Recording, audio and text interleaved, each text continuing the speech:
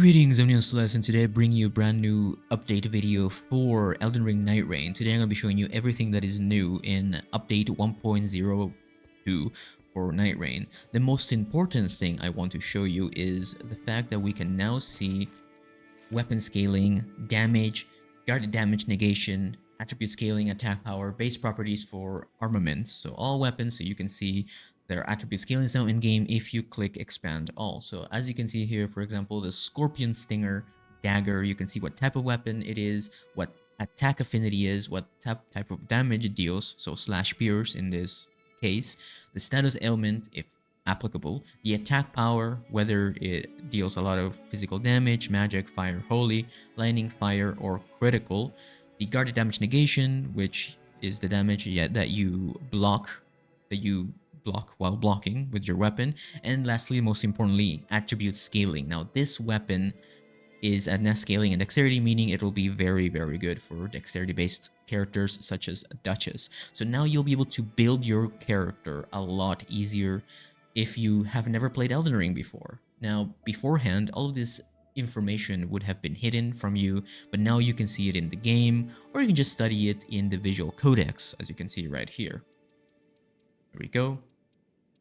And you can also look at sorcery staves. As you can see here, most of them are S scaling in intelligence because they benefit recluse a lot. So, and there you go. So we've got the Dragon Convenience Seal, in this case, scales very well with Faith instead of Arcane.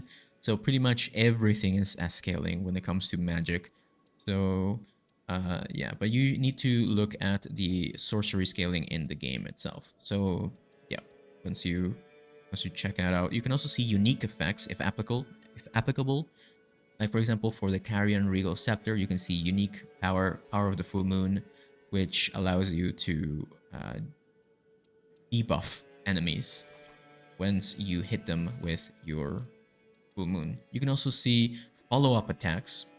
As you can see here, Crystal Barrage has a follow-up of 2, and for certain sorceries and weapons, you can see weapon descriptions for Ashes of War, skills, that's what they're called here, and you can see FP cost at the top right, base properties, very interesting, very useful stuff that you have to learn, or that you can just check out in-game or in the visual codex.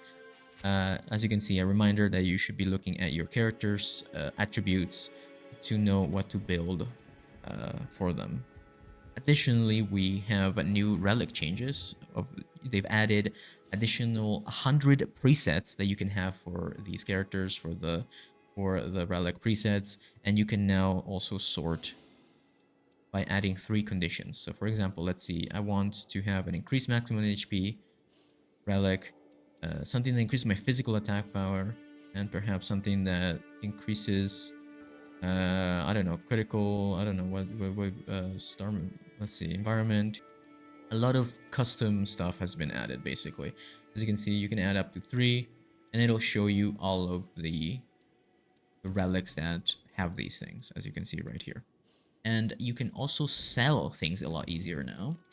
So upon finishing a game, you will be asked to either favorite a relic or sell it right on the spot. So everything's a lot easier to sort now. Anyway, additionally, we have some gameplay changes, such as adding the character skill for Iron Eye, making it a lot easier to spot. So the marking, I don't know if you know what I'm talking about, the red cross that you mark with Iron Eye, as you can see, I'm about to show you here. It has been made a lot easier to spot. It's made a little bit, you know, they've added some shading on it and it looks slightly more brighter. And yeah, so you cannot miss it. People will be able to see it, I guess, more often. It has some drop shadow effect on there. Additionally, they fixed a ton of bugs. To name a few, they fixed some Revenant bugs where she would backstab enemies instead of summoning familiars. They've also made it clear when family targets an enemy.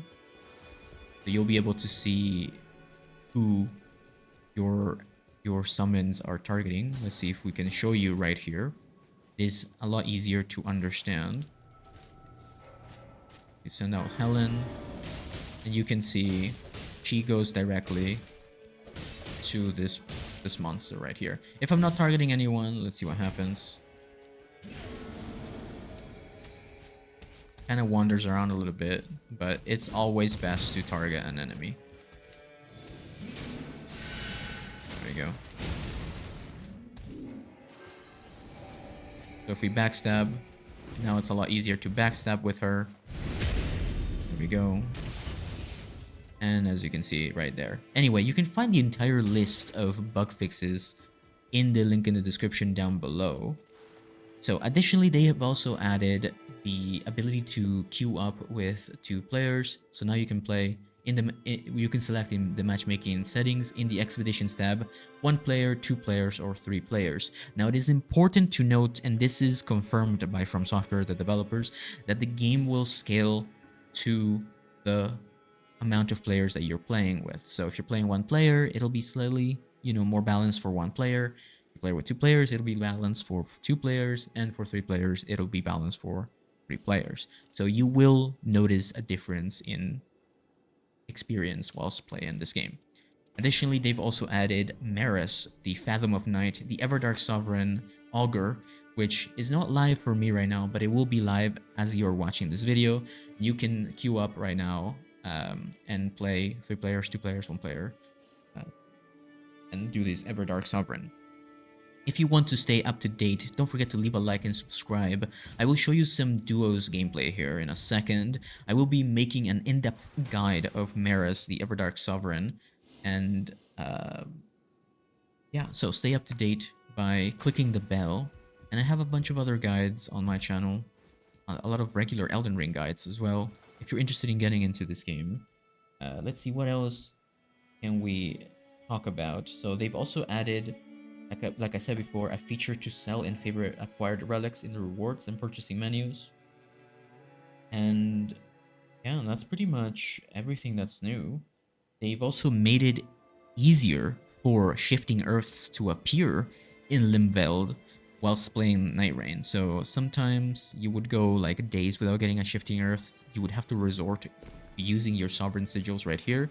But now they've made it easier to conjure a shifting earth by simply playing the game. Or you can just do this Everdark Sovereigns and use your sovereign sigils to conjure a shifting in earth. Anyway, that's everything for me. Don't forget to leave a like, subscribe. Let me know in the comments down below what you think about this. And yeah, I'll see you next time. Bye-bye.